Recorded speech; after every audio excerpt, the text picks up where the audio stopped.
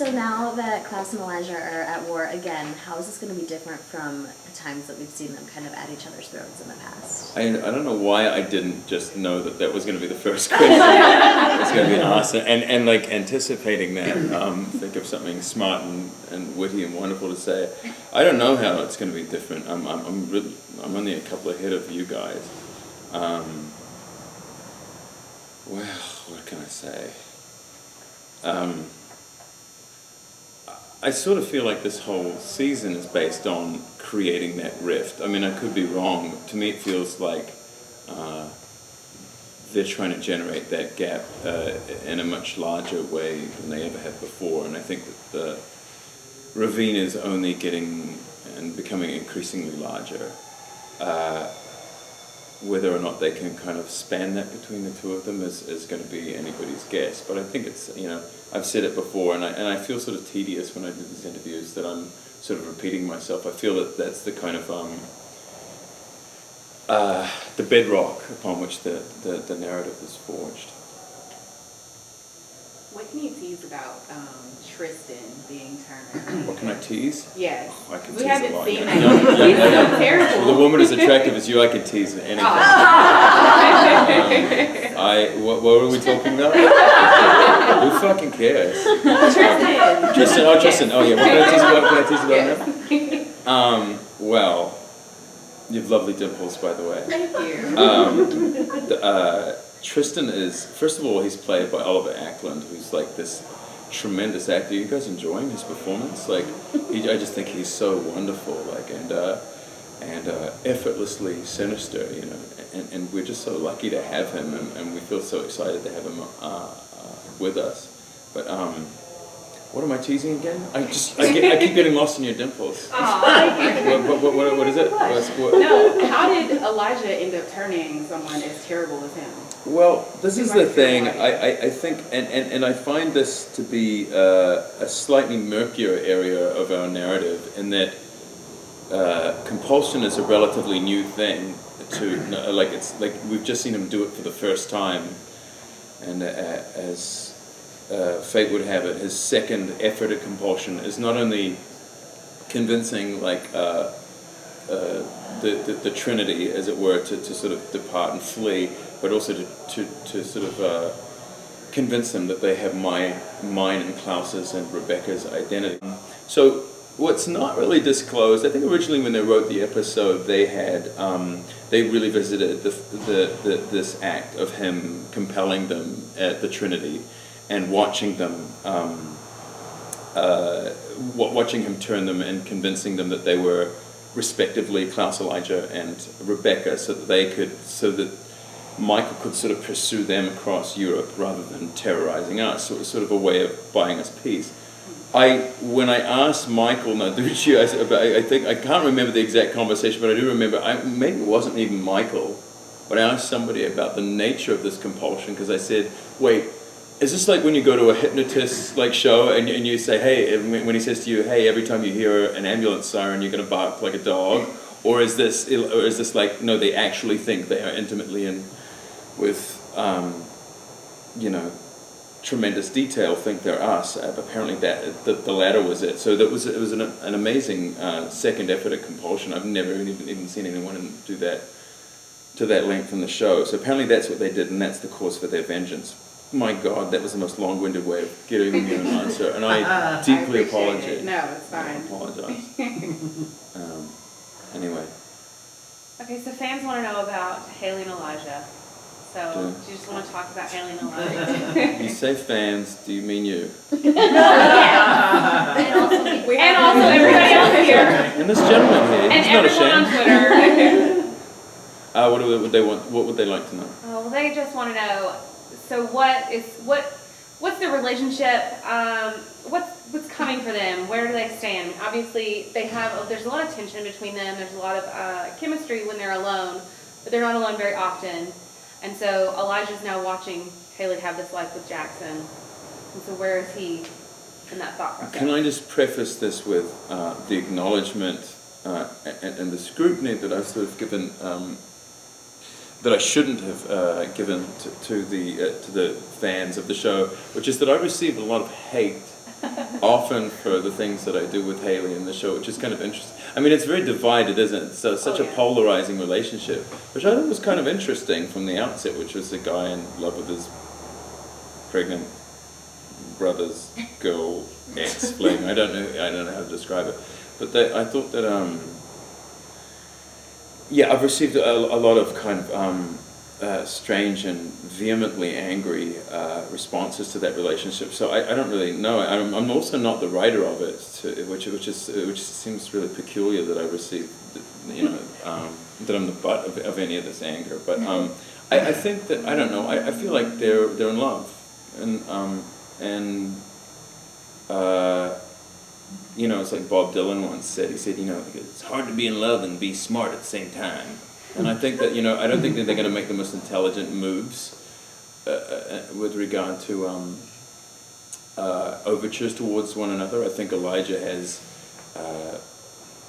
an incredible patience. He is also immortal, so he can afford to have that patience. She's probably, I think that she's with this other guy. I think that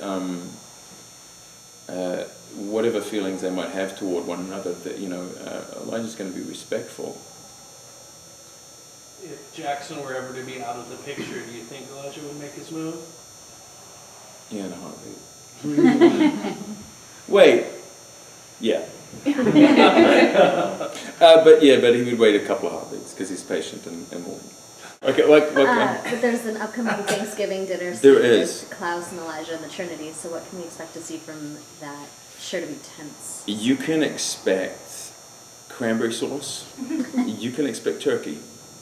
There will be stuffing.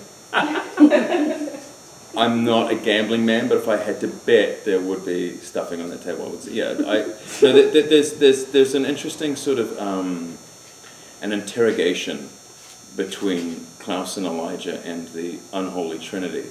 Ooh, I call them the unholy Trinity. How's that? That's pretty cool. You can all have that. I want $100,000 from each of your publications. So they we're essentially trying to deduce. They have an edge over us, essentially, and we in the Thanksgiving episode want to basically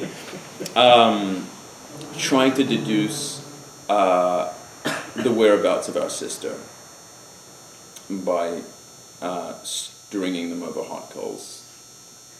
It's essentially they're our prisoners basically during Thanksgiving.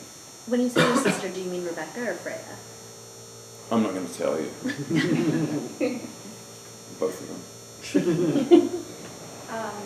So when Esther kind of broke into your mind last season, it seems like she kind of opened up the character to go in a direction. Do you mean my mind or Elijah's mind? Elijah's mind. Thank you. Or your mind. Yes, I don't know she's infiltrated both. What has it been like to kind of be able to break off from being like morally on all the time? I always, I'm sorry to bore you guys because you probably heard me give this answer. So you're already ready for my answer. I know what he's going to say. I know what he's going to say. To me, I just don't feel. I feel he became a boring butler to Klaus for a while, but he didn't begin that way. He began as kind of an interesting. He was dangerous in the beginning, and he was a frightening creature in the mythology, and I don't. And so it's just it's not like I haven't played that. That's how I got the role by playing him this way. It's what he was. It's what he is. He wasn't shouty. He was just a sort of a slow burning, menacing hitman almost in the beginning. He was clearing a path for Klaus, and so to me it's just a return to the kind of energy that I got the role with. Yeah, it's thoroughly enjoyable to have my own motives to answer that question. I feel it's really enjoyable to have actual objectives that aren't simply piggybacking Klaus's, which is what they've sort of had the tendency of doing. were you surprised when you found out that Elijah was partly responsible for Klaus's descent into madness for 1,000 years? You know, yes, is the short answer to that. Buckle up for the long one. No, but wait, am I putting you all to sleep? No. Good, because sometimes I'm like, oh. Yeah, I was. That one was a bit of a bone of contention, actually, because I didn't really understand. I was like, wait, wasn't Tatiana his love of his life, and isn't it this? I kind of had the same reaction as Elijah did in the show, which is when he goes like, all this blame, like, you know, what are you talking about? This can't, what? So now this is the reason that you've descended into, like, wouldn't if I left the refrigerator door open this morning be the reason that 1,000 years of, like, you know, like what are you going to tell me now that, you know, that I don't know, like the leather vest that Mother sewed for us in the 11th century wasn't, you know, was a bit ill-fitting for you. I don't know what I can do that's right by you, because Klaus seems pretty ready to be angry at Elijah / the world. So no, it was sort of unsurprising that he was blaming me for stuff, but yes, it seemed strange that the writing seemed to be really pushing us in that direction, that Aurora was this great love. I went, okay, so she's now the one. Are we absolutely sure about that? I'm still not certain that they are. Well, there was that part where Elijah tried to warn Klaus, like, by the way, before you meet her. Thank you. Nobody gets it. My new favorite person. You're all great, but yeah, no, it's true. I remember, hey, there's this thing. Yeah, it almost felt like a sitcom device, sort of, you know, at the beginning of a Friends or something. I've really got to tell you that, you know, this thing. So Elijah was channeling David Schwimmer during that moment. Time for a couple more questions. With the prophecy kind of overhanging them, will Elijah and Klaus have to kind of come together, even though they're kind of fighting right now? Yes. Yeah, and I think that, again, that marries back into the idea of the thing that creates this show is the necessary evil of their rift, but they kind of have to weather that and become allies against the common foe. Man, I am boring. What has surprised you the most about Elijah's journey this season? His haircut. He's it's been I like my hair this season. What do I like? What surprised me the most about his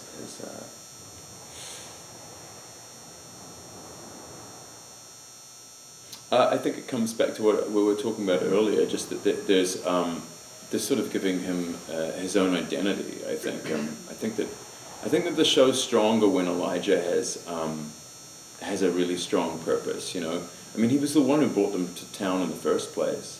But it was when the show worked the best. It was when you sort of saw what Elijah was feeling and thinking, rather than just, you know, being swept into the torrent of whatever the weekly objective was. I think that when he had real and intelligent ideas, I don't know how or why, but for some reason we enjoyed those ideas, and we were willing to follow him into battle, because Klaus, we are at times as well, but he can also be sort of tempestuous and impulsive. All right. One more question. When we have these. Three more questions. I'm sorry. We're hearing these beautiful decadent sets, and they're so beautiful, aren't they? Does that really put you in the character? Yes. Yeah. It's so much easier. You know, I did theatre for years before, many moons ago. God, I'm starting to get old now. But during the 90s, let's say, I did lots and lots of theatre, and you know, and you would rehearse on these, you know, just on floors in the middle of somebody's living room, or in, you know, for me, like the willing suspension of disbelief, just for for the actors themselves was difficult enough because you were acting with nothing. Like it's so easy almost to be in character when you look around. Look at this place. This is ridiculous. I wish all your cameras could like simultaneously pan. But yeah, we're spoiled. I think that's probably the most magnificent thing about the show, apart from Joseph Morgan. I'm receiving $12,000 for saying that. Okay, so having kids on the set, having the hope, we've seen Hope. Oh my gosh. Toddling around. They're both adorable. Yeah, they're 18 years old now. Their age, yeah. I'm just teaching one of them to drive. So you have kids in real you life. have children. Yeah, I have. Yeah, So are you legitimate ever, and illegitimate. But Yeah. So are you ever giving them tips on no? Do you feel like that helps you interact with the toddlers on set? I mean, yes, it definitely does. But it's weird how fast you get amnesia too, because because I'll hold my 2-year-old, my 6-month-old. But if I remember at a certain point, like grabbing one of the twins when one of the twins was like 3 or 4 months, and I'd lost the ability to hold like this little thing. I was like, it's this mercurial little like sack of octopus. But I had but when in the beginning because there is a part of you that thinks you're a pro with babies. I was not. I do enjoy working and being with them though. I think it's lovely, and I think they've really figured out a great way to work with them during their best hours, and they steal every scene, Yeah, they're so great. Anything else, guys? They're done. Thank you so much. Thank you. Cheers. Thank you.